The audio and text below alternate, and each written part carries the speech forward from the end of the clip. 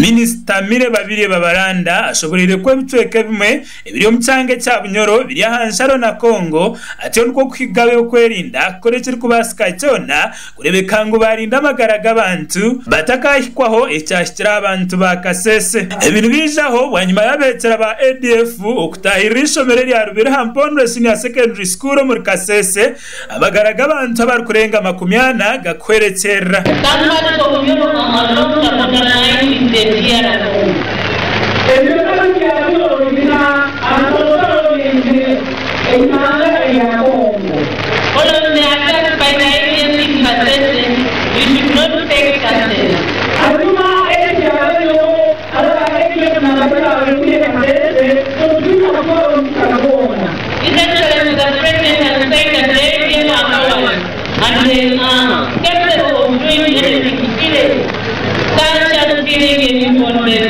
Minista yayonzera yahigomujwekero wa President muri Hoima amwe nabihwezebe ukorekere kubasika cyona kwatanisa na polisi ukurebeka ngo abantu bari kutaho mu Uganda bari kurwo mu Kongo bashwijumwa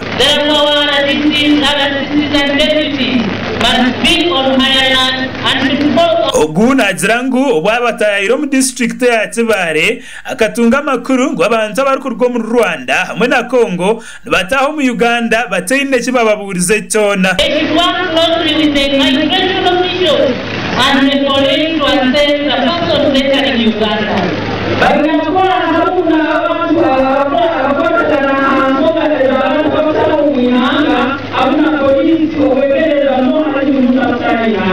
During my research tour of Kibale, I met many people originating from Congo and Rwanda.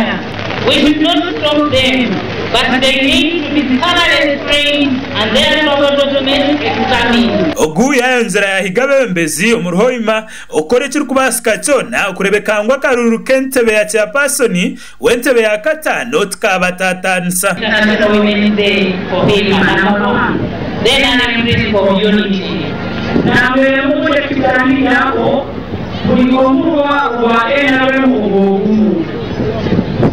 You are called upon not to be divided by the forthcoming by-election of the IC5 chairperson and have been getting reports of divisions on this matter. Abanyishengero becangeti abarumu Harriet Businge Mugenyi uriyo mnyishengero mchara aba district ya Hoima hamwe na Pius Wakabi uriyo mnyishengero wa Bugaya County bashabere president barikurabiro muri minister ukorekere kubasika cyona kurebeka ngo nshonga z'abajubi abari kujubira Harrek Albert zakorwaho.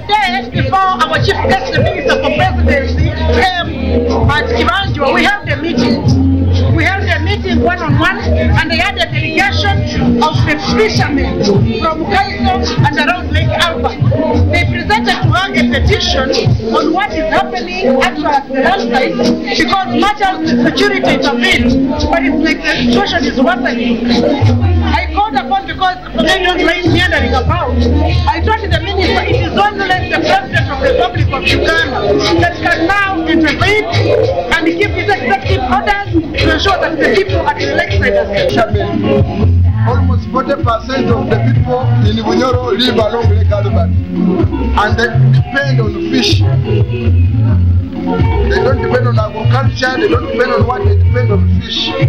So right now they are facing a lot of challenges, especially the security men who are protecting the fish that live in the population. They are protecting the fish more than our people. So my request is government should soften because these people have survived and they have survived for centuries on fish. So by denying them to fish and they cannot by denying them to fish it means they are denying them life. Ababonjire baetere nduru abo bushuma bw'amataka urukweyongero muri cyange cya Bunyoro. Most battles pertaining to land are very hard battles which you cannot manage as women. But however, I'm encouraging the women to ensure that the land that is available that has not been yet employed for should be used as we fight the land grabbers, we should also use this land that is available and it has not yet been put to use. Government compress Mugazoore and again affirmative action, but we move from land title yaye. Akiri government kutinga kipisinga no muda yongereza ukatoito. Baito mtu wa bulikira nakusomole milioni 3 milioni 2 kufuna land title. Kandi twataina land title za abantu robara akora bata bakaba PDM na biki bataina land titles mtu wa bunyo taina rara sigara. Dene kindi kipelekea NFA itaka lya bunyo likusinga liona bakaliteka mu reserve. So kusaba government ya gazetting some land nite bunyoro abantu babunyoro batwaina musango kona kwa baretsigira abajumuntu bagazetting itaka lya bakuraga gasha kwa gada saba aba Sky TV agensonga bo abaturage abakure